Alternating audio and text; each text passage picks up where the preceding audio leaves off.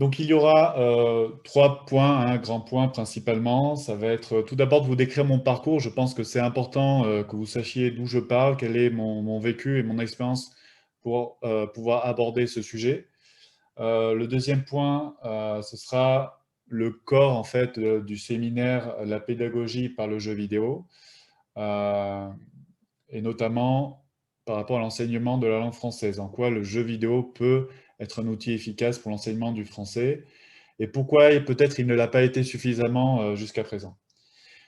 Et enfin, le dernier point, je vais parler d'un projet qui s'appelle le Grand Bol d'Air, euh, que j'ai conçu donc avec mon équipe récemment, ces derniers temps, à l'occasion de la semaine de la francophonie et de la langue française. Donc voilà, je représente à la fois la Maison de la francophonie de Dalat. Donc Dalat, c'est une ville située au sud du Vietnam. Et puis, donc j'ai aussi une entreprise dans l'informatique et plus spécifiquement dans le jeu vidéo. Donc le titre de ce séminaire est l'enseignement du français par les jeux vidéo, retour sur expérience. Alors tout d'abord, rapidement, sur mon parcours. En 1999, donc, j'ai effectué des études donc à Limoges en informatique. Et c'est pendant ces études-là que j'ai commencé à acquérir des compétences en programmation de ce qu'on appelle des moteurs graphiques ou voilà, des moteurs graphiques, c'est-à-dire représenter des images alors en 2D, en 2 dimensions, en 3 dimensions, sur les écrans d'ordinateur et pouvoir les manipuler.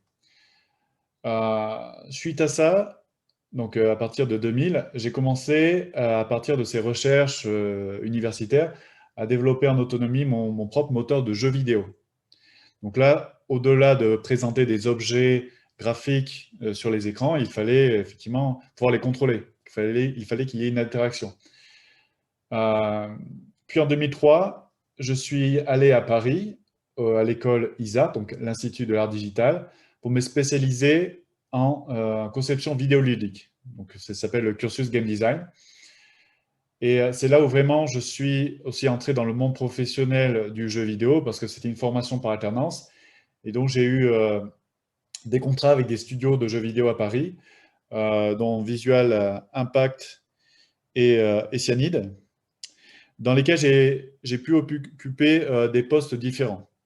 Donc j'ai été, parce que il se trouve que j'ai plusieurs habilités dans le domaine du jeu vidéo. Donc j'ai été à la fois parfois un infographiste, parfois un programmeur, parfois un concepteur. Donc ce qui m'a permis de bien saisir et comprendre la production d'un jeu vidéo dans son intégralité. En 2006, je suis parti au Vietnam. Alors 2006, c'était, je dirais, un an après l'émergence, tout juste un an après l'émergence des premiers studios de développement de jeux vidéo vietnamiens, purement vietnamiens. Donc au Vietnam, voilà, en 2005-2006, c'était vraiment très nouveau. Bien sûr, il y avait des entreprises qui publient, des éditeurs de jeux vidéo, mais des développeurs de jeux vidéo, ça émergeait à peine. Donc j'ai pu participer à cette émergence, notamment dans deux tout petits studios à l'époque, FTD et Vinagen, qui se sont bien sûr maintenant largement développés. En 2008, j'ai créé ma propre société, donc Phuong Hoang Enix, donc, qui au départ a commencé plutôt dans le domaine de l'Internet, là où il y avait finalement plus de ressources humaines. Puis petit à petit, en allant vers le développement de jeux sur appareil mobile, la sous-traitance graphique. Et puis plus récemment, on a également été, enfin, on est devenu revendeur pour des logiciels de développement de jeux vidéo tels que Unity et Substance. En 2008, j'ai aussi, avec d'autres entreprises, fondé la branche vietnamienne de l'Association internationale des développeurs de jeux vidéo. Donc c'est une association américaine, IGDA. Et donc, il n'en existait pas, évidemment, à cette époque-là, en 2008. C'était encore les tout débuts.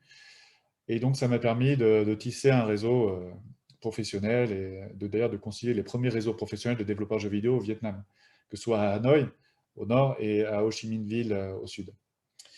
Bon, en tout, j'ai pu participer à plus d'une vingtaine de projets de développement de jeux vidéo, dont la plupart ont été publiés. C'était des projets commerciaux. Alors, c'était sur plusieurs plateformes, consoles, PC, appareils mobiles ou en ligne.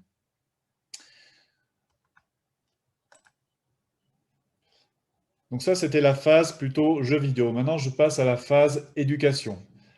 Donc, il se trouve que je me suis installé dans la ville de Dalat et que c'est une ville qui est, on va dire, qui est moins développée, évidemment, que Hanoï ou Ho Chi Minh Ville. Et plutôt que de recruter dans le jeu vidéo et de me remettre là-dedans, j'ai décidé de m'orienter vers l'éducation. Et tout particulièrement, au tout début, on m'a demandé d'aider un club francophone, donc le club francophone de l'université Yersin de Dalat, à enseigner le français. Donc c'était vraiment quelque chose que je faisais à côté au début. Puis petit à petit, ça a pris l'importance. Alors en parallèle, j'enseignais aussi le développement de jeux vidéo dans cette même université, puis dans une autre. Mais finalement, la langue française, ça a commencé à m'intéresser de plus en plus. J'ai commencé finalement à m'intéresser davantage à ma langue natale, maternelle. Et alors, il faut savoir que ma femme également est francophone, vietnamienne francophone. Et puis en 2016, on s'est décidé à créer notre propre centre francophone, donc qui s'appelle l'Antenne, qui est un centre maintenant qui est certifié pour le passage de l'examen DELF, donc le passage de langue française. Qui en 2018, ce centre est devenu, s'est installé dans ce qu'on a appelé la Maison de la Francophonie. Donc c'est devenu la Maison de la Francophonie d'Alat, où nous organisons des activités autres que les cours, comme la projection de films ou des événements culturels. Et plus récemment, donc en 2020, cette Maison de la Francophonie d'Alat a rejoint un tout nouveau réseau, donc le Réseau international des maisons des francophonies, et en est devenue la représentante pour la région Asie-Océanie. Et donc finalement, c'est dans ce cadre-là que nous organisons ce séminaire, voilà, sur ce thème. Troisième partie de mon parcours, j'ai recherché à effectuer une convergence donc, entre ces deux activités que j'avais, à la fois le jeu vidéo et la langue française, ce qui s'est matérialisé en 2017-2018 par des conférences que j'ai données à Hanoï sur le thème des jeux vidéo dans l'éducation et dans l'enseignement de la langue française. Donc, c'était des conférences organisées à la fois par l'OIF, hein, le bureau régional de l'OIF, et l'Institut francophone international de Hanoï. Institut d'ailleurs qui a publié une revue qui s'appelle la FAP, la revue FAP, dans laquelle j'ai publié un premier article, puis j'ai publié un second article dans l'Archicube. L'Archicube, c'est le journal des anciens étudiants de l'École normale supérieure. En 2020, alors je suis devenu un professeur intervenant à la faculté de pédagogie de l'Université de Dalat. Alors, il m'a été demandé d'effectuer une formation, plutôt de donner une formation concernant l'usage des nouvelles technologies de l'information dans l'enseignement. Alors là, on quitte un peu le domaine, on pourrait dire, du jeu vidéo et de l'informatique, parce qu'en fait, mes étudiants étaient des facultés de la faculté de pédagogie. Donc, c'est des futurs professeurs au niveau collège-lycée. Et en l'occurrence, c'était des futurs professeurs de mathématiques et de chimie. Donc, ils n'ont aucune connaissance ou très peu de connaissances en informatique de base. Et d'ailleurs, dans ce programme, je leur enseignais que dans le futur, dans ce qu'on appelle la quatrième révolution technologique, l'éducation se fera sans doute plus sur des outils numériques et sur des nouvelles pratiques qui feront que peut-être on aura moins besoin des enseignants qu'auparavant, parce qu'ils seront supplés par par exemple, des intelligences artificielles et aussi par les tablettes, etc., par des nouveaux moyens de communication qui sont à disposition, enfin, qui sont déjà actuellement à disposition des élèves. Et puis donc cette année, donc c'est tout récent, nous coopérons avec la délégation générale à la langue française et aux langues de France, donc qui dépend du ministère de la Culture français, sur un projet de série interactive francophone qui s'appelle Francophonie. Alors, et plus particulièrement, donc son premier épisode qui s'appelle Le Grand Bol d'air. Alors pourquoi le Grand Bol d'air? Parce qu'il prend place au sein de la semaine de la langue française et de la francophonie du mois de mars, de ce mois, avec les événements qu'il y a autour de cette semaine, dont celui qui s'appelle les 10 mois 10 mots. Donc chaque année, le ministère organise un événement, 10 mois 10 mots, francophone, dans le but d'encourager les francophones du monde entier à produire des contenus, alors ça peut être de l'art, des écrits, des vidéos, sur un thème, en utilisant 10 mots qui suivent ce thème. Et cette année, le thème, c'est l'air. Et tout ce qui se rattache donc à l'air. Donc ce projet-là, ce sera l'objet de la troisième partie de ce séminaire.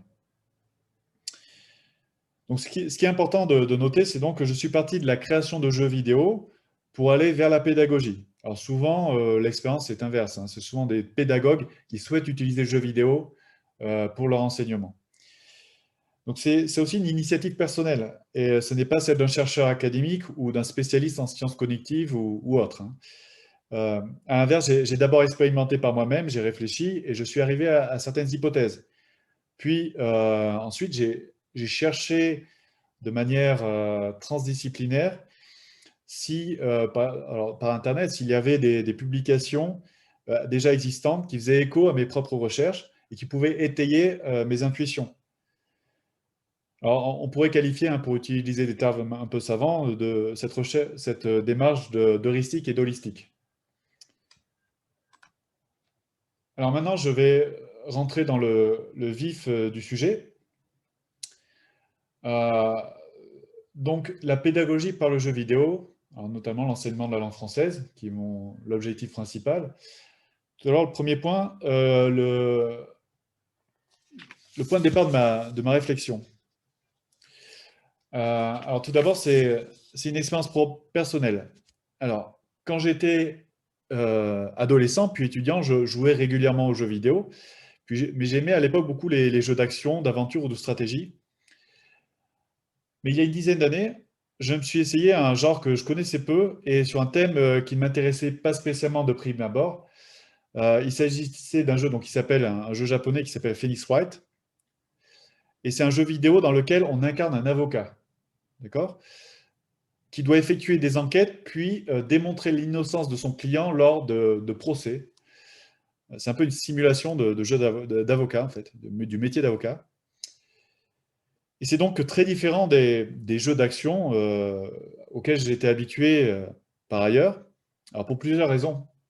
D'abord, c'est un genre qui s'appelle, en anglais on utilise le terme de visual novel, donc c'est des nouvelles ou des romans visuels, qui se basent essentiellement sur le texte en fait, sur le texte narratif, et donc sur une histoire, plus que finalement sur des actions qui sont effectuées par les contrôleurs, le clavier, la souris, etc.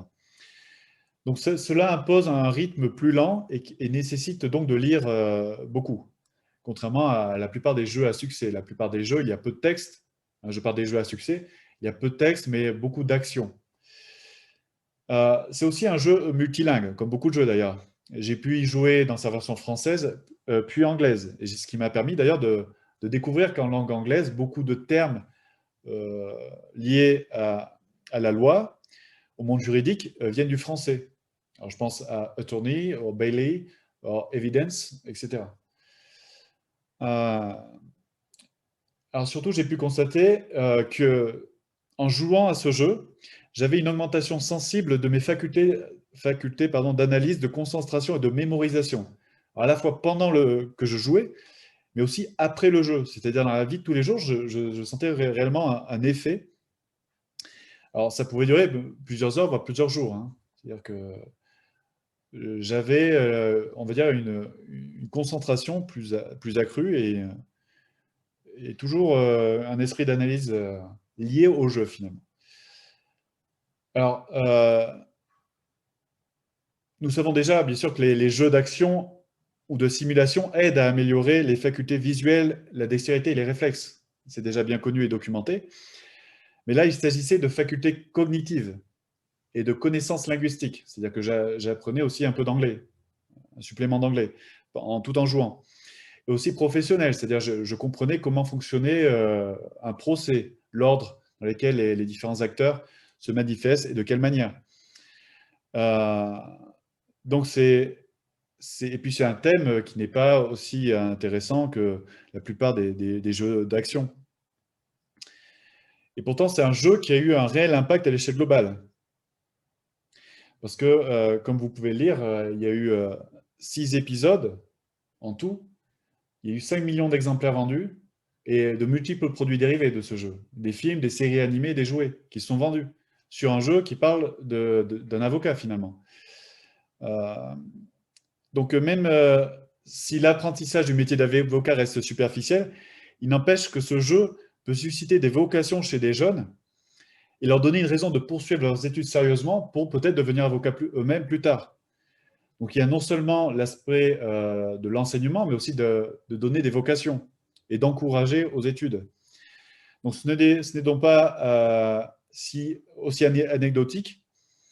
Euh, en tant que jeu, c'est moins anecdotique qu'un petit jeu développé dans un laboratoire universitaire, un jeu éducatif, je veux dire, et qui finalement ne va pas vraiment toucher un large public. Alors, en petit b, donc là, j'ai parlé tout d'abord de mon expérience personnelle, de mon vécu. Maintenant, ce que j'ai observé auprès des jeunes et chez les élèves. Donc, ce qu'on observe d'ailleurs tous, c'est que les enfants utilisent dès le plus jeune âge les supports numériques, que ce soit les ordinateurs, les ordiphones ou les tablettes. Et en tant que professeur, j'ai pu constater que les élèves, ils arrivaient toujours à dissimuler, cacher leur téléphone ou leur tablette dans leur casier ou sous leur manteau pour pouvoir continuer à jouer et regarder les vidéos. D'ailleurs, c'est pour ça qu'ils se placent souvent au fond. Donc, c'est vraiment quelque chose qui est dans leur univers, même dans une classe. Dans une salle de cours, le média a pénétré la salle de cours. Donc, alors bien sûr, ça rompt leur concentration, mais il est difficile de lutter contre. Alors, aussi, l'autre chose, c'est l'auto-apprentissage des langues étrangères. Alors ça, j'ai pu l'observer notamment chez mon propre fils. Euh, C'est-à-dire que la faculté d'apprendre, notamment, bien sûr, l'anglais qui est omniprésent dans les médias, en particulier grâce à Internet. C'est-à-dire qu'à 8 ans, mon fils, donc il faut savoir, il est franco-vietnamien, il apprend dans les classes vietnamiennes, l'enseignement en vietnamien, mais il est en spécialisation langue française. L'anglais, pour lui, est venu plus tard. Mais malgré tout, il a pu développer des très bonnes facultés d'anglais grâce à Internet parce qu'il cherchait des tutoriaux des vidéos de tutoriaux sur Internet pour apprendre à faire des animations. Et lui-même, il s'est appris à travers des vidéos en anglais seulement. À tel point qu'il a été capable de faire des animations par lui-même, à l'âge de 8-9 ans, et même de faire ses propres vidéos tutoriels finalement, en anglais, pour une langue qu'il n'apprend pas spécialement par ailleurs, contrairement à ses camarades qui souvent ont des cours supplémentaires d'anglais. Et d'ailleurs, il est un des meilleurs actuellement en anglais. Donc ces médias-là ont vraiment un pouvoir d'enseignement, surtout au niveau des langues. Alors, dernier point qui me semble très important pour donner l'envie d'apprendre une langue, c'est la motivation liée aux héros et idoles issus de la culture populaire jeunesse. Et ça marche très bien pour des langues qui ne sont pourtant pas connues comme étant internationales. Alors, je pense notamment au japonais et au coréen, qui se diffusent grâce, comme j'ai noté, au manga, à la pop coréenne, la musique populaire coréenne, aux dessins animés, aux jeux vidéo, et alors, plus largement, là plutôt pour la langue anglaise, aux vidéastes influenceurs. D'accord? Et des jeunes, alors ça je le vois au Vietnam, ils veulent apprendre le coréen, le japonais ou peut-être l'anglais pour comprendre, pour être en phase avec leurs goûts musicaux ou culturels en fait. Malheureusement, pour la langue française, il existe peu de produits culturels qui ont ce tel enfin, qui génère une telle motivation. Et on peut même remarquer que le tropisme vers les langues anglaises et japonaises existe aussi en France pour les mêmes raisons. Alors, point C, voici quelques propriétés intéressantes des jeux vidéo pour l'enseignement qui ont pu être constatées ici et là. Alors, je pourrais éventuellement partager des articles qui relatent ces constatations à ceux qui le souhaitent par la suite. Donc, un jeu vidéo, ça permet l'engagement et la motivation du joueur. Il n'y a généralement pas besoin de forcer un joueur à jouer à un jeu. Alors, je parle des jeux populaires et à succès. Aussi, on remarque que les joueurs ont une concentration accrue quand ils jouent. Ils sont vraiment focalisés sur leur partie. Il y a aussi une augmentation de la mémorisation. Alors, notamment du fait de l'association alors c'est multimédia, le jeu vidéo souvent, enfin principalement.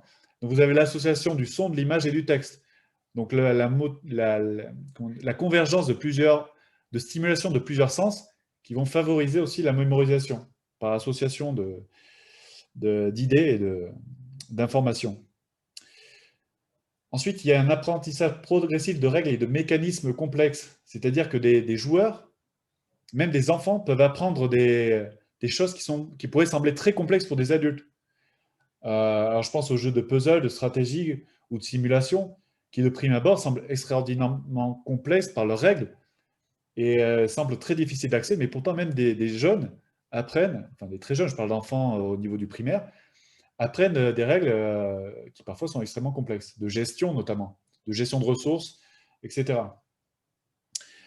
Il y a aussi cet aspect de coopération et d'encouragement à la prise de décision. Souvent, les plus jeunes, ils sont timides et réservés. Dans les jeux vidéo, ils s'extravertissent d'une certaine manière, ils ont un tempérament plus ouvert et ils apprennent à travailler en équipe et parfois à s'affirmer au niveau de leur prise de décision. Alors que ce soit des garçons ou des filles d'ailleurs. Hein. D'ailleurs, les filles peuvent jouer des garçons, les garçons peuvent jouer des filles, etc. Et parfois, ça peut comment dire, les affirmer dans leur individualité, plus que ça ne pourrait le faire dans le monde réel finalement. Enfin, il y a le concept, alors ça c'est un concept sur lequel je voudrais appuyer en particulier, c'est un concept de mode de survie simulé, qui selon moi est la raison de tous les effets précédents. C'est-à-dire que la crainte d'un danger virtuel qui est provoqué dans un jeu vidéo, additionnée à la suspension consentie de l'incrédulité, c'est-à-dire quand on joue, on est vraiment immergé dans le jeu, on croit ce que l'on voit. Enfin, on se persuade que ce que l'on croit, que ce qui est dans le monde virtuel est vrai pendant la session de jeu. Et donc, cette association fait finalement qu'on va rentrer dans un mode survie, parce qu'on veut survivre dans ce monde virtuel. On ne veut pas qu'il y ait de fin de partie. On ne veut pas avoir de pénalité. Et donc, c'est sans doute ça qui va créer tous ces effets qui se rapprochent finalement d'un mode de survie réel, dans le monde réel. Donc, on sait que quand on est dans un mode de survie, dans une situation dramatique, par exemple, on va avoir une diminution de la vision périphérique. La vision va vraiment se focaliser sur le centre, sur l'objet, par exemple, d'un danger, et écarter finalement ce qu'il y a autour pour vraiment pouvoir réagir au plus rapidement à ce qui se présente. Ensuite, il y a une perte des repères spatio-temporels de la réalité, c'est-à-dire qu'on n'a plus vraiment de notion du temps.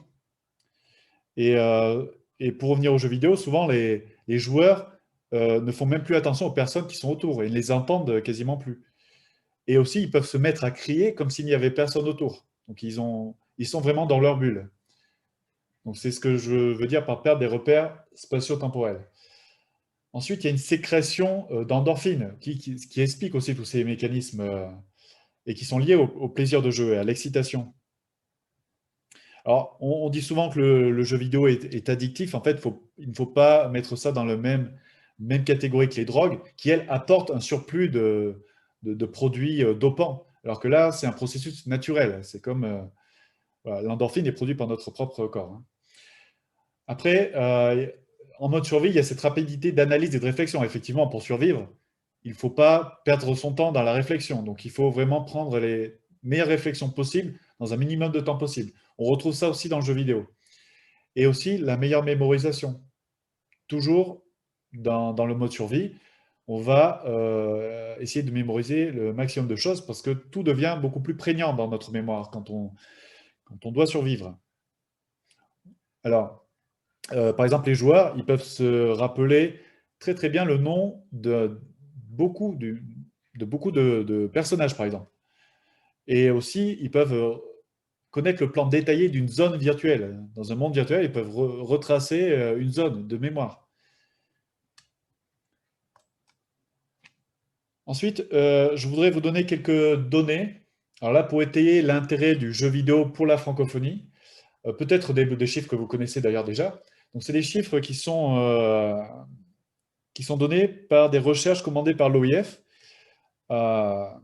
et donc qui nous montrent notamment dans l'espace francophone, enfin, c'est des données liées à l'espace francophone en particulier, mais ici, au niveau global, le jeu vidéo, pardon, la langue française est la deuxième langue des jeux vidéo dans le monde. D'accord? La langue française est la deuxième langue dans les jeux vidéo au monde, et c'est la troisième langue qui est première langue dans les jeux vidéo. D'accord? C'est-à-dire c'est des jeux qui sont d'abord conçus en langue française. Alors là, on tombe au troisième rang mondial. Mais si vous comparez par exemple aux réseaux sociaux, les réseaux sociaux qui sont vraiment largement populaires, le français n'est que quatrième. Donc on pourrait dire par exemple ici que le jeu vidéo en tout cas semble diffuser la langue française plus efficacement que les réseaux sociaux, selon ces chiffres. Alors là, je vais lire de manière extensive cette citation. Donc, ça rejoint un peu ce que je disais avant. Les principales tendances font apparaître un usage croissant des ordiphones et des tablettes, ainsi qu'une multiplication des pratiques pédagogiques innovantes. Donc, classe inversée, classe virtuelle, dispositifs hybrides alliant présentiel et cours à distance, utilisation en classe de jeux vidéo, de jeux sérieux, de jeux d'évasion. De même, le numérique éducatif intègre progressivement des technologies de pointe comme l'intelligence artificielle, la réalité augmentée et la réalité virtuelle. Donc on voit qu'il y a des tendances qui sont confirmées en fait. Là, la source date de 2019. Ensuite, alors je cite à nouveau par rapport à ce schéma donc, qui montre l'impact des biens culturels par rapport à la diffusion de la langue française dans l'espace francophone. Donc, de façon plus surprenante, l'espace francophone a un rôle significatif dans les échanges de jeux vidéo avec un accroissement des flux bilatéraux avec un facteur de 3,5 en moyenne sur la période pour une paire de pays appartenant à la francophonie comparée à une autre paire similaire en tout point. Et c'était le partage du français. C'est-à-dire que dans l'espace francophone, on remarque qu'il y a beaucoup d'échanges de biens culturels, dont les jeux vidéo. Donc, vous voyez sur ce schéma, où le jeu vidéo se trouve au troisième rang, bien devant les films, par exemple. Donc tout cela pour dire que la francophonie institutionnelle, sans mettre des ressources, alors je vais dire de manière... c'est assez contradictoire avec ce que je viens de dire, mais de montrer, mais on a l'impression qu'au niveau institutionnel, on met beaucoup de ressources sur des biens culturels qui ont une portée finalement moins populaire que le jeu vidéo, et qui donne moins l'envie d'apprendre le français. Alors, je pense au cinéma d'auteur, aux pièces de théâtre, à la poésie, aux arts plastiques. Alors, on va dire que c'est plutôt des arts nobles, c'est important, mais c'est davantage plus confidentiel à l'échelle globale. Ça ne va pas forcément toucher la jeunesse, et surtout, ça ne va pas toucher un tellement large public. Bien évidemment, ces types de biens sont importants, mais là, ce que je veux mettre en lumière, c'est que le jeu vidéo a un potentiel qui, à mon avis, est toujours sous-exploité dans la francophonie institutionnelle et qu'il est à promouvoir pour que finalement la francophonie ait un avenir plus florissant. Alors, maintenant, je vais parler du concept du jeu vidéo didactique. Alors, je vais utiliser ce terme de jeu vidéo didactique, comment dire, pour ne pas parler de jeux vidéo éducatifs. C'est-à-dire, je vais faire une distinction entre les deux termes. Alors, tout d'abord, partir sur un constat. Donc, tout d'abord, je voudrais montrer pourquoi la plupart des concepteurs de jeux éducatifs, selon moi, ont fait fausse route. Enfin, selon moi, et les chercheurs semblent constater dans l'ensemble. La raison est souvent qu'ils ont mis l'éducatif devant le jeu vidéo. Ils ont d'abord pensé pédagogie avant de penser ludique. Et l'éducatif et le jeu vidéo, a priori, c'est antinomique.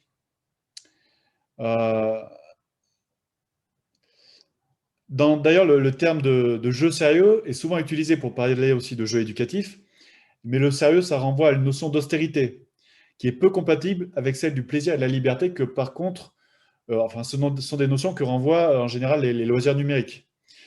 Alors, ainsi, les jeux éducatifs n'atteignent jamais une très grande popularité. Ils ne sont jamais vraiment diffusés à des millions d'exemplaires.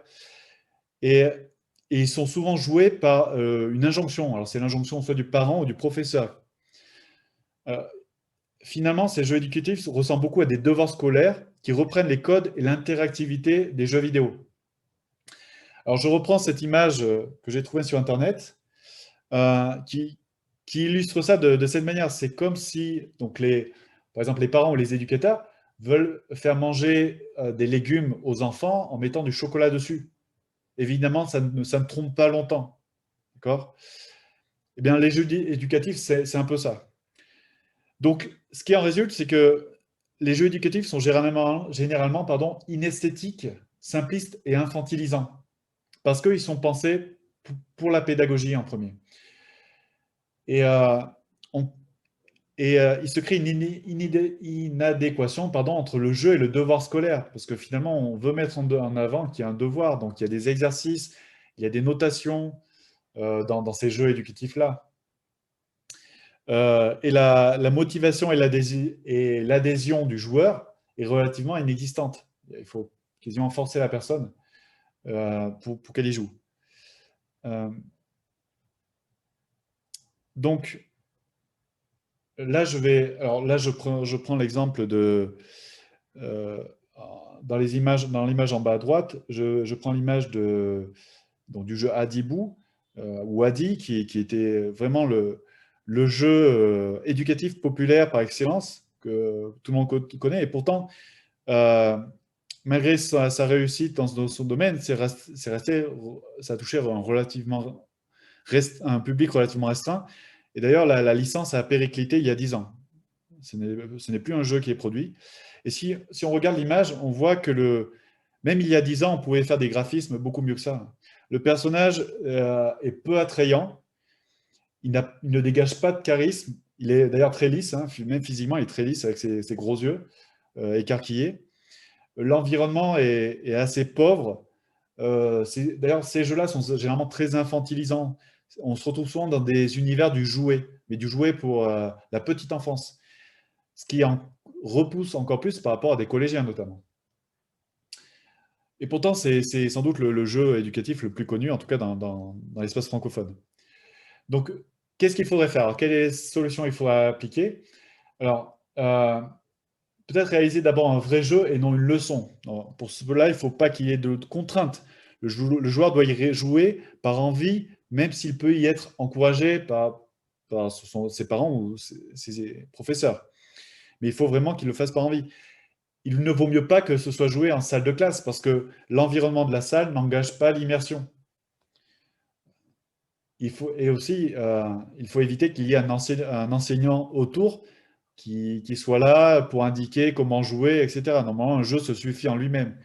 Normalement, il y a une section tutoriel où le joueur apprend à évoluer dans le jeu. Il ne faut pas qu'il y ait un enseignant qui doive expliquer comment jouer. Sinon, le joueur n'est pas dans le jeu. Il n'y a pas d'immersion. Et puis, le fait de se sentir contrôlé et surveillé n'aide pas à se laisser aller dans un jeu. Et surtout, je dirais, il ne faut surtout pas dire que le jeu est éducatif. Il ne faut pas dire que c'est pour l'éducation. Alors ça aide à vendre le jeu auprès des parents, mais ça n'aide pas aux élèves à jouer au jeu. Au contraire, c'est un répulsif. Euh,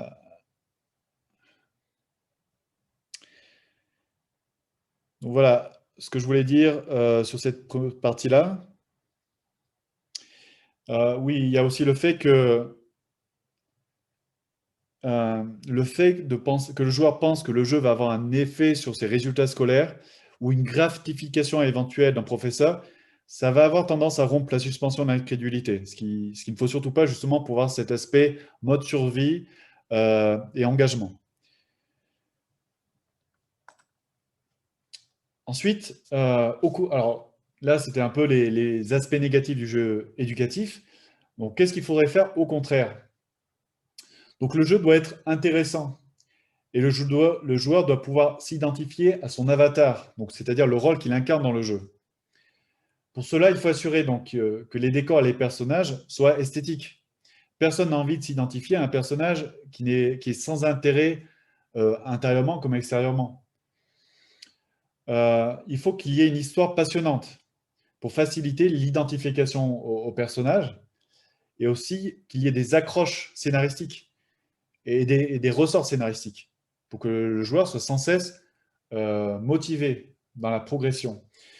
Et en parlant de progression, il faut que la difficulté du jeu soit amenée justement de manière progressive et adaptée au niveau du joueur, pour éviter tout abandon précoce. Ce que font d'ailleurs tous les jeux avec succès maintenant. On s'adapte au joueur. Il ne faut surtout pas lui mettre un mur de difficulté qui le fasse abandonner.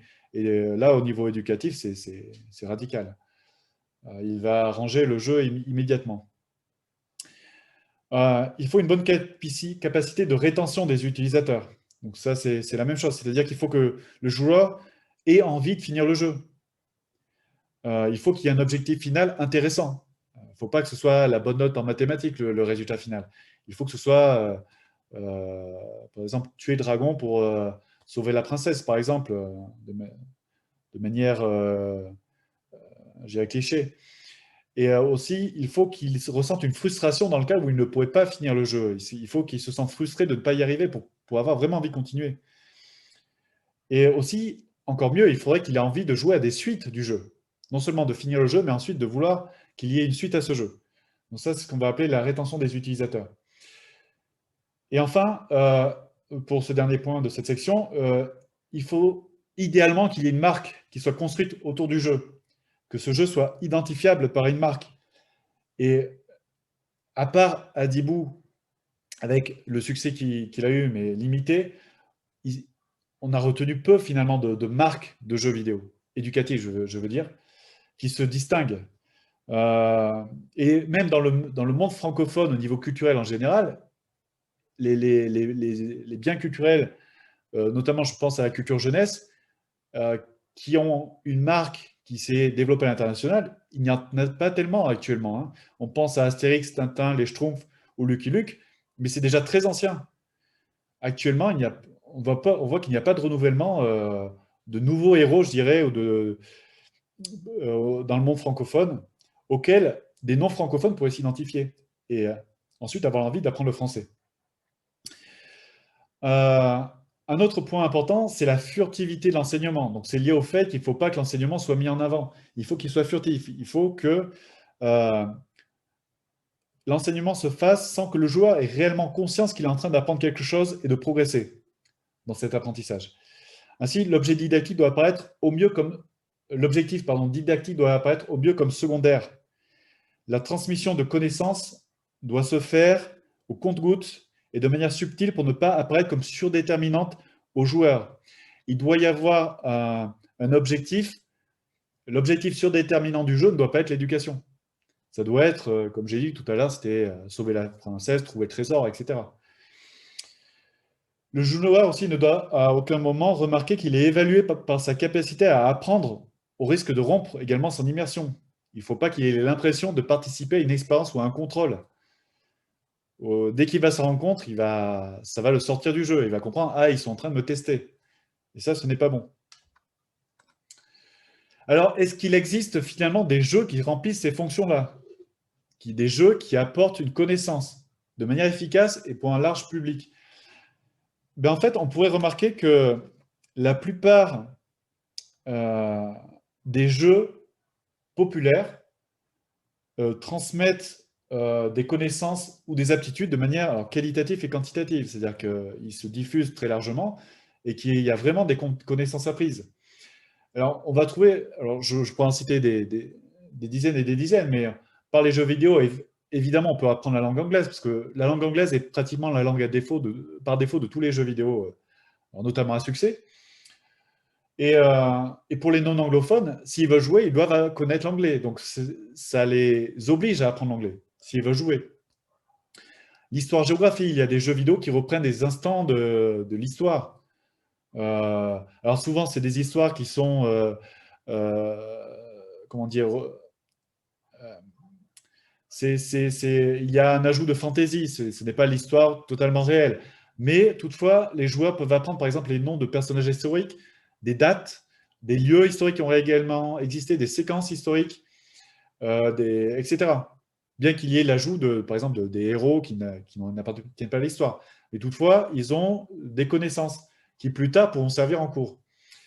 Ils peuvent apprendre les mathématiques, alors notamment de manière intuitive, le calcul, la probabilité et statistique, notamment les jeux de stratégie, ça enseigne la probabilité.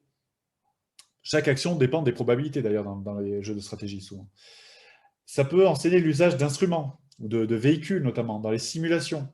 Ça peut donner des connaissances sur les travaux pratiques. Par exemple, comment faire la cuisine, certains plats, élever des animaux, cultiver certaines plantes, comment pêcher. Il existe des jeux qui ont très bien marché sur tous ces domaines-là. La gestion, notamment. Ça peut enseigner la gestion urbaine, construire des villes, la gestion professionnelle, gérer des sociétés, la gestion sportive, gérer des équipes de football, par exemple. En parlant de football, ça peut enseigner comment pratiquer un sport, ou même se perfectionner dans un sport. Ça peut enseigner, comme je l'ai dit par rapport au métier d'avocat, des professions, donner des éléments, au moins donner envie d'exercer ces professions plus tard, etc. Et concernant l'enseignement de la langue française, qu'est-ce qu'il existe comme jeu à succès qui donne envie d'apprendre la langue française ou qui finalement contraignent à connaître un peu la langue française? En fait, je ne saurais pas dire s'il en existe, ou s'il en existe, mais normalement, malheureusement, il est peu connu, hein, peu renommé. Donc, il y a vraiment, à mon avis, d'autant que je dirais l'espace francophone, et notamment la France, a été pionnier dans le domaine du jeu vidéo. C'est dommage qu'actuellement, la langue française n'y ait pas sa place amplement. Alors, autre chose liée aux jeux vidéo didactiques, ça va être qu'il peut s'adapter à des nouvelles stratégies pédagogiques dont j'ai parlé tout à l'heure avec le rapport de l'OIF, notamment les classes inversées. C'est-à-dire que et j'en ai parlé aussi par rapport aux jeux vidéo liés à l'histoire, par exemple. Les joueurs pourraient apprendre finalement des leçons, ou peut-être des initiations à certains thèmes à la maison en jouant, puis pouvoir les appliquer en cours. Donc ça, c'est typiquement ce qu'on appelle la classe inversée. Et si jamais le professeur, par exemple, est complice, qui joue lui-même aux jeux vidéo, il peut devenir complice, donc il peut y avoir une complicité avec le joueur. Et donc il y a comment dire, le professeur et le joueur, finalement, trouvent un intérêt commun, une passion commune. Ce qui peut, par exemple, éviter des élèves de se sentir exclus de la classe. Ça peut aussi créer une dédramatisation entre les parents et les élèves. Parce que, évidemment, les parents ne veulent pas que leurs enfants passent des heures sur des jeux futiles. Il y a beaucoup de jeux qui sont de réelles pertes de temps. Et savoir que certains jeux pourront les amener à avoir envie d'apprendre, ça permettra à la maison, au moins, de dédramatiser un peu l'utilisation des jeux vidéo. Pour pas que ce soit seulement une source de conflit entre les parents et les élèves.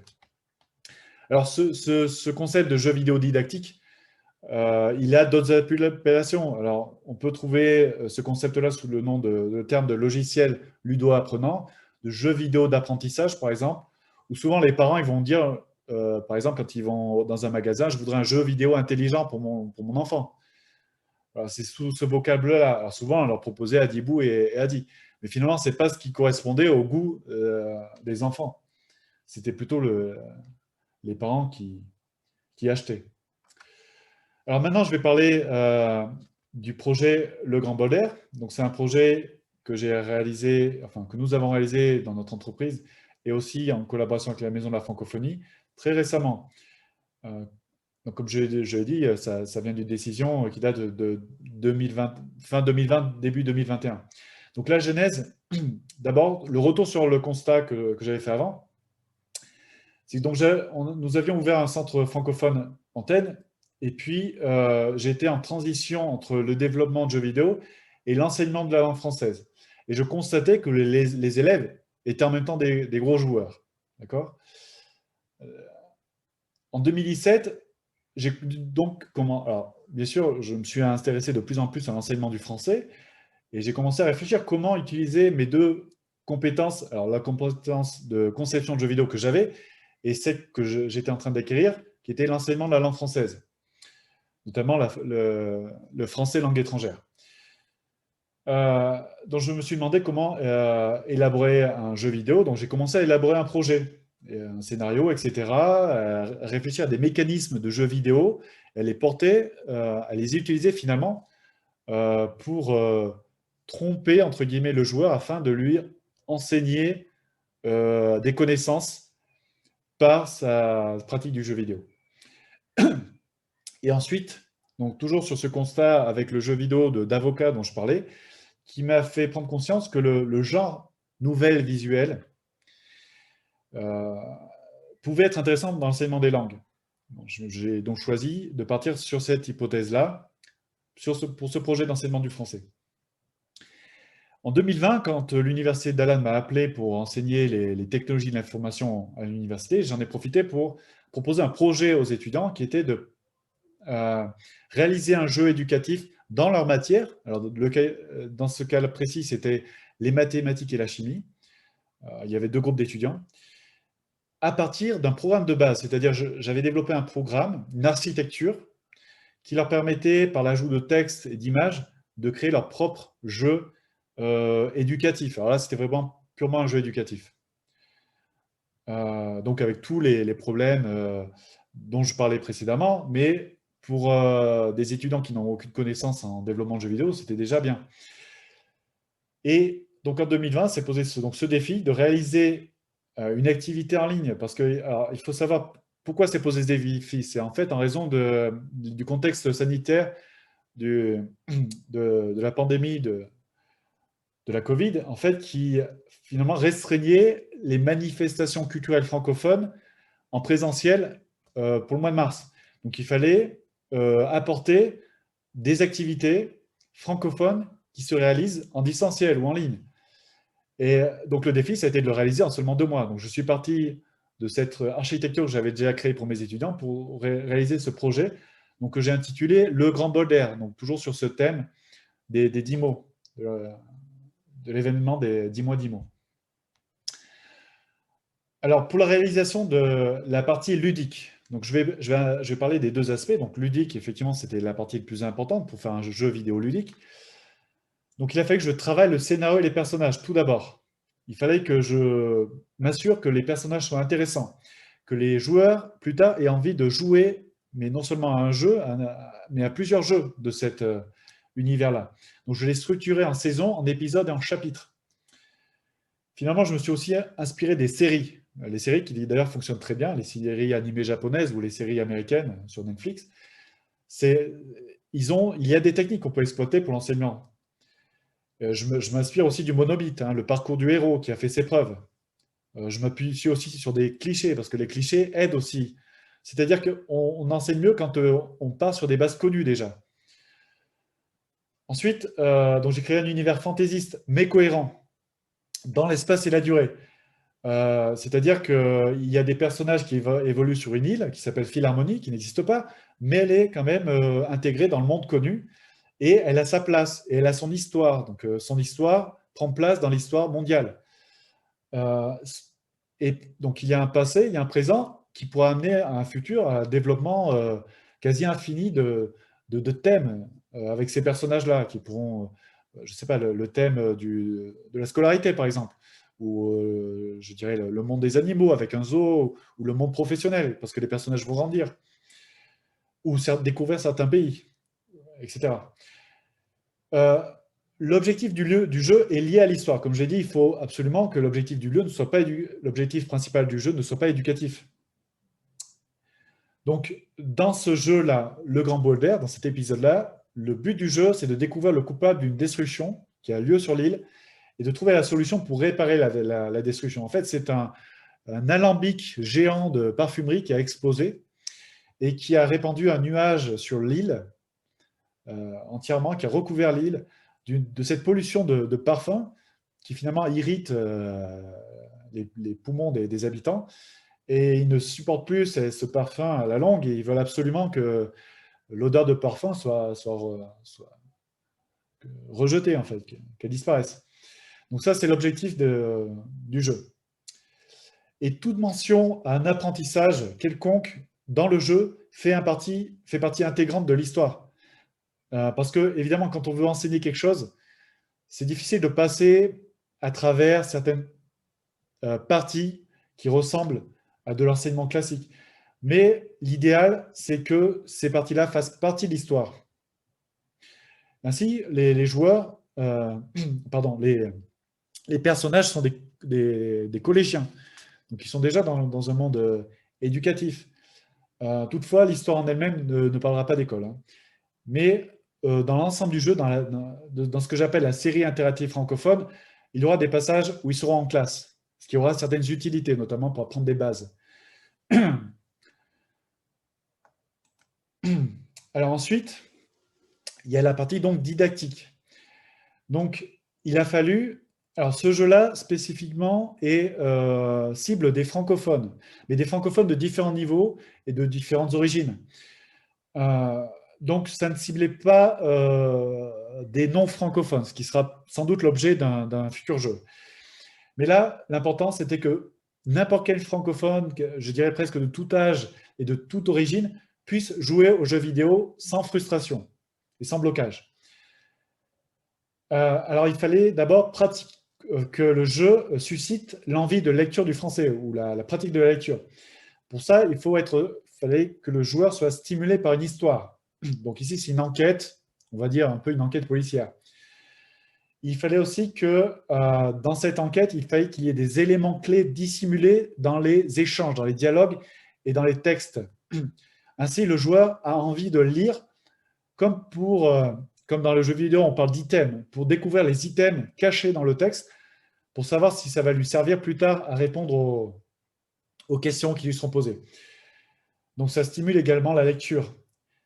Et enfin, troisième point, et peut-être le plus important, c'est faciliter la lecture pour n'importe quel niveau de langue. Alors comme vous voyez en bas, à un moment, il y a un écran. Alors il n'y a pas écrit niveau de français A1, A2, ça j'ai rajouté par-dessus, mais il y a écrit « Comprenez-vous le français ?» C'est la question qu'on pose au tout début du jeu. Et le joueur a le choix entre un peu, j'apprends le français, donc ça va représenter le niveau A. Donc là, je parle par exemple dans les examens DELF et TCF, le niveau A, c'est vraiment le niveau débutant. Ensuite, il y a oui, je le comprends bien. Donc ça, c'est le niveau B, c'est-à-dire des francophones, par exemple, alors soit c'est la langue française et la langue maternelle, et ils sont au primaire ou au collège, et ils ne maîtrisent pas parfaitement la langue française, soit ce sont des apprenants de langue française, des apprenants non francophones de langue française, mais qui ont déjà un bon niveau, satisfaisant. Et enfin, le dernier niveau, c'est parfaitement, je maîtrise cette langue. Donc ça, c'est ce qu'on appelle le niveau C, c'est-à-dire que finalement, le joueur ne butera sur quasiment aucun mot, aucune expression. Mais toutefois, le jeu va, si c'est un apprenant, ça va quand même lui apporter des nouvelles expressions et de nouveaux mots.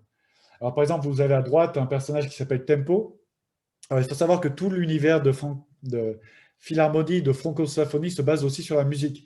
Il y a tout ce lien entre la musique et la langue. Donc le personnage s'appelle Tempo, il dit au niveau A, donc facile, oui, je suis stressé parce qu'il y a une grosse explosion où mon père travaille. Donc ici, on voit des structures syntaxiques très simples, sujet, verbe, adjectif, dont j'en parlerai un peu plus tard. Il y a seulement des adjectifs et le présent comme temps. Donc ça reste relativement simple. Au niveau B, oui, je dois aller vite. Il y a eu une terrible explosion à la compagnie Mon Père. Donc là, on voit des difficultés supplémentaires. L'enchaînement de verbes, voilà, on voit un infinitif, on voit un adverbe. Alors j'ai utilisé le mot compagnie, je vais expliquer pourquoi j'ai utilisé le mot compagnie. Et enfin, c'est, oui, il faut que je me dépêche, une violente déflagration a eu lieu à la parfumerie de mon père. Déjà, c'est plus intéressant pour un francophone confirmé. Alors que les niveaux précédents, pour un francophone confirmé, dont c'est la langue maternelle, c'est un peu plat comme français, mais pourtant, c'est plus lisible pour un apprenant. Alors, voilà, là, je vais essayer en quelques minutes, essayer de décrire comment j'ai constitué ces niveaux A, B, C. Donc, A, c'est pour le niveau débutant. Donc, comme j'ai dit, au niveau grammaire, la syntaxe est très basique, donc sujet, verbe, complément. Parfois, y compris pour les questions, par exemple, tu manges quoi, hein? Donc ça, c'est une structure qui est vraiment très simple dans à peu près toutes les langues, hein. Par exemple, en vietnamien, il y aura exactement ce type de structure, ban an zi, hein, c'est sujet, verbe, complément, même dans les questions. Conjugaison. Donc ça va être de restreindre les temps de conjugaison, parce qu'on sait bien que le français est compliqué au niveau de la conjugaison. Donc pour le niveau A, on va sûrement utiliser le présent, mais le présent, vous savez qu'il est multiforme, c'est-à-dire qu'on peut aussi l'utiliser dans le passé ou le futur si on a des indicateurs de temps. On va utiliser à moindre dose le passé récent et le futur proche qui sont assez faciles à conjuguer puisqu'ils se basent sur le présent. Et en général, limiter les formes verbales. Ensuite, sur le vocabulaire, on va utiliser des verbes faibles, être, avoir, aller, faire, prendre, que les apprenants apprennent d'emblée, généralement, quand ils apprennent le français. On va utiliser des mots internationaux.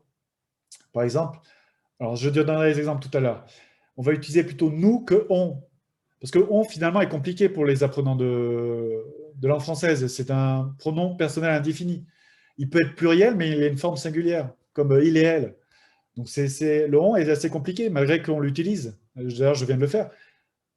Généralement, dans le monde francophone. Et puis, pas de vocabulaire imagé ou d'idiome. Alors là, c'est le meilleur moyen de perdre un apprenant. Donc là, je donne quelques exemples. Je vais plutôt utiliser la porte est close plutôt que la porte est fermée. Alors, généralement, un francophone va plutôt utiliser le verbe fermer, mais close est utilisé, est passé dans le langage anglais, qui est un langage plutôt international. Donc, un apprenant qui a des connaissances d'anglais, de globish, on va dire, reconnaîtra close. La porte est close, il comprendra. Alors que la porte est fermée, il ne sera pas sûr. La compagnie plutôt que l'entreprise. Alors, il y a enterprise en anglais, mais company est plus connu. Alors, ici, ça va même aider à peut-être la prononciation du mot compagnie. On ne dit pas compagnie, on dit compagnie, qui ressemble au mot anglais company. Voilà. Pourquoi j'utilise plutôt favorablement le mot compagnie au lieu d'entreprise ou de société, etc. Alors, société peut amener parce que ça peut avoir le sens de société humaine. Donc, il faut éviter les sens multiples aussi. Au niveau B, il va y avoir, alors c'est le niveau intermédiaire, des syntaxes moins basiques. Et par exemple, des structures toutefois courantes, comme est-ce que, comment est-ce que, qu'est-ce que c'est. Voilà. Mais toujours très, très répandues. Au niveau de la conjugaison, on va ajouter des temps aussi plus répandus dans le langage courant, comme le passé composé. Les conditionnels courants, comme j'aimerais, je voudrais, est-ce que je pourrais. Pour le vocabulaire, on va rajouter davantage de mots, moins simples, et des verbes un peu plus complexes. Je passe sur l'exemple que j'ai donné tout à l'heure. Au niveau C, donc c'est le niveau avancé, avec des syntaxes. Alors là, par contre, là, je dirais qu'au contraire, au niveau C, c'est la complexité qui fait la valeur. Donc, utiliser un maximum de syntaxes complexes. Pas de restriction de temps et de mode. Alors là, par contre, aucune restriction. On peut utiliser le subjonctif, le futur antérieur, et l'utilisation de formes complexes autant que possible. Alors là, par contre, c'est l'intérêt du dernier niveau, c'est d'être le plus complexe possible. Utiliser des mots peu usités. D'ailleurs, comme le mot usité. On va utiliser maintenant utiliser. Des verbes forts, des verbes plus forts, qui ont plus de signifiants. Et enfin, des ignomes et des expressions imagées. Et des jeux de mots. Toutes ces choses qui font la complexité d'une langue. Donc, j'en viens quasiment à la fin de ce séminaire. Alors, on approche des derniers points ici, donc toujours sur la partie didactique. Il fallait, au-delà de la lecture, il fallait qu'il y ait un apprentissage. Donc l'apprentissage, comme j'ai dit, il y a un niveau par finalement joueur, mais finalement, s'il se complaît dans son niveau, il va rester à son niveau. Donc pour qu'il y ait apprentissage, il faut qu'il se dépasse, il se surpasse. Et là, ça va venir avec l'envie de jouer au niveau suivant. C'est-à-dire qu'une fois qu'on a fini le niveau débutant, on aura plus de facilité à jouer au niveau intermédiaire et à comprendre le texte du niveau intermédiaire. Donc ça, c'est matérialisé ou c'est symbolisé par ces petites étoiles.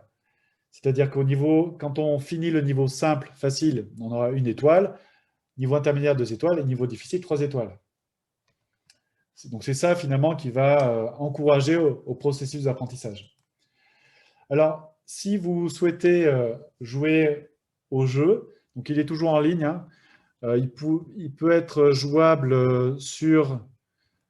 Alors, je vais noter dans la fenêtre de discussion. Il peut être jouable sur Internet. Alors, je vous recommande sur ordinateur, mais il est également jouable sur appareil mobile. Alors évidemment, il vaut mieux un grand écran, mais il est jouable et de préférence à cette adresse-là. Alors phoenix.com, c'est l'adresse de ma société sur le niveau informatique.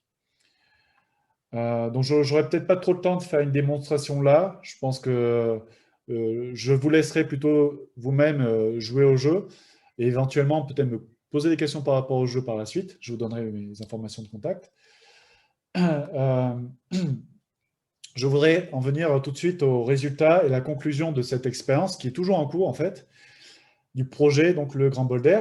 Donc actuellement, il y a eu 1200 joueurs qui se sont prêtés au jeu, c'est le cas de le dire.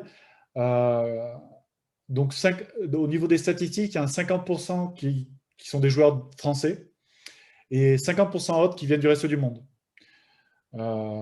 Donc il y en a eu en Belgique, il y en a eu alors notamment en Italie, beaucoup de joueurs italiens ont joué, roumains aussi, donc dans le monde latin, beaucoup de joueurs, Brésil. Euh, Après, un peu moindre dans le monde anglophone et encore un peu moins en Asie. Mais il y a quand même cette dichotomie voilà, 50-50 entre la France et le reste du monde qui est intéressante.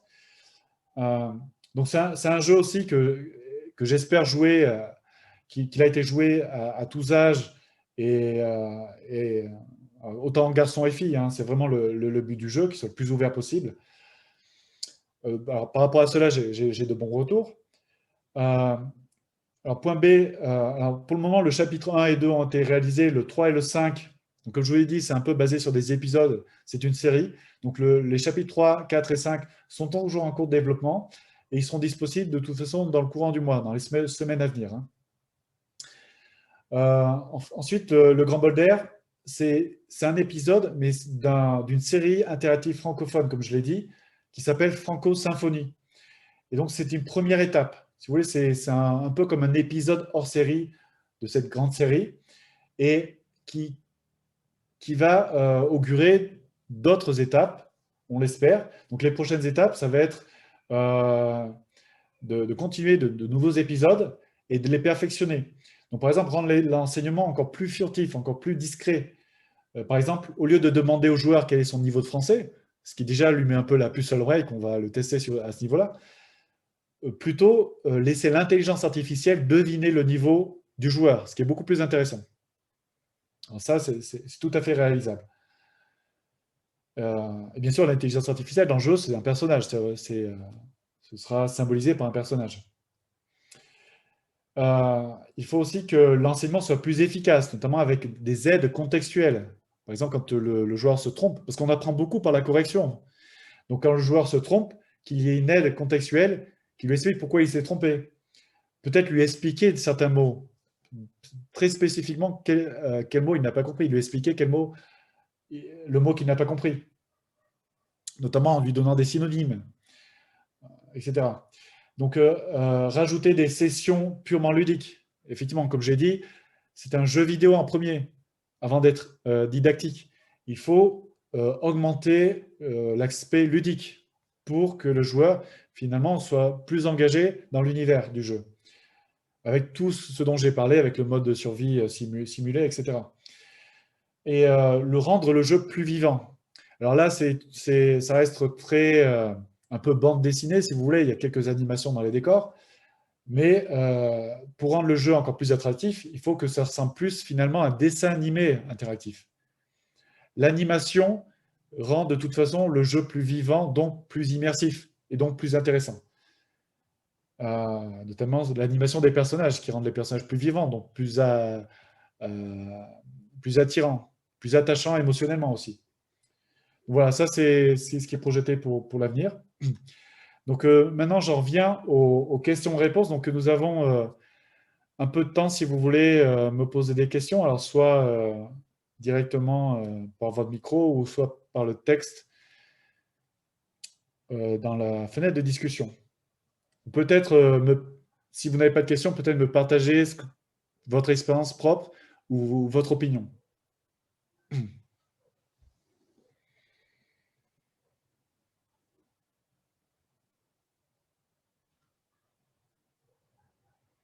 Donc, je vous laisse un peu de temps pour y réfléchir, mais s'il n'y a pas de questions à ce moment-là, ce que je vous propose, c'est donc de me contacter éventuellement. C'est la fin du séminaire. Vous pouvez me contacter à cette adresse, donc franco-symphonie@ph-enix.com. Ou alors, enfin, vous pouvez donc jouer au jeu. Je vous y encourage et même partager à vos amis. Alors, je ne sais pas si si vous avez des amis, par exemple, dans l'enseignement, qui pourraient être intéressés par l'application des jeux vidéo pour l'enseignement du français, ou alors au sein de vos associations francophones. Peut-être essayer de voir avec des élèves s'ils adhèrent. Et si, je serais ravi, par contre, d'avoir des retours de ces élèves-là ou de ces joueurs-là. Euh, et éventuellement, donc, me contacter par l'adresse de courriel. Vous pouvez aussi me contacter et suivre l'actualité de la série sur Facebook. Donc, il y a une adresse facebook.com /Franco Symphonie. Alors, cette fois, c'est tout attaché, Franco Symphonie. Donc là, cette page Facebook sera un peu le site internet, si vous voulez, qui va regrouper tout l'univers Franco-Symphonie, avec toutes les annonces des nouveaux chapitres, des nouveaux épisodes, et aussi comment dire, des illustrations supplémentaires et des explications sur l'univers. Voilà. Alors, monsieur donc Jacques Remacle me demande, alors d'abord je vous remercie, et vous me demandez si il y a la possibilité d'intervenir dans les écoles. Au niveau des écoles, alors il faut savoir qu'ici, donc au Vietnam, je suis notre centre francophone est en très bon terme avec les écoles, notamment le primaire. Nous y pensons, sachant que ce jeu, je ne le pense pas forcément jouer dans un contexte, encore une fois, scolaire. Donc, par contre, ce que j'aimerais, c'est que les professeurs et les directeurs d'établissement fassent la publicité de ce jeu, hein, dont je rappelle, c'est un jeu ouvert et gratuit à tous. Hein. Actuellement, il se trouve d'ailleurs aussi sur le site de la Semaine de la langue française et de la francophonie, un site du ministère de la Culture. Donc, il est très largement diffusé. Hein. Donc, que les professeurs n'hésitent pas à en parler à leurs élèves, sans pour autant leur dire que c'est un exercice pour la fois prochaine, par exemple. Hein. Et dire que ça va les aider dans l'apprentissage du français. Juste leur dire, voilà, il y a un français simple. Si vous ne comprenez pas bien le français, vous pourrez quand même jouer à ce jeu. Voilà. Ou dire, regardez, tiens, c'est intéressant. Ou alors, il parle des 10 mots de la langue française de cette année. Donc, voilà, les intéresser un peu sur la bande pour les plonger dans cet univers. Et peut-être que ça suscitera des envies d'apprendre le français. En tout cas, c'est ce que j'espère. Ou d'explorer davantage la littérature.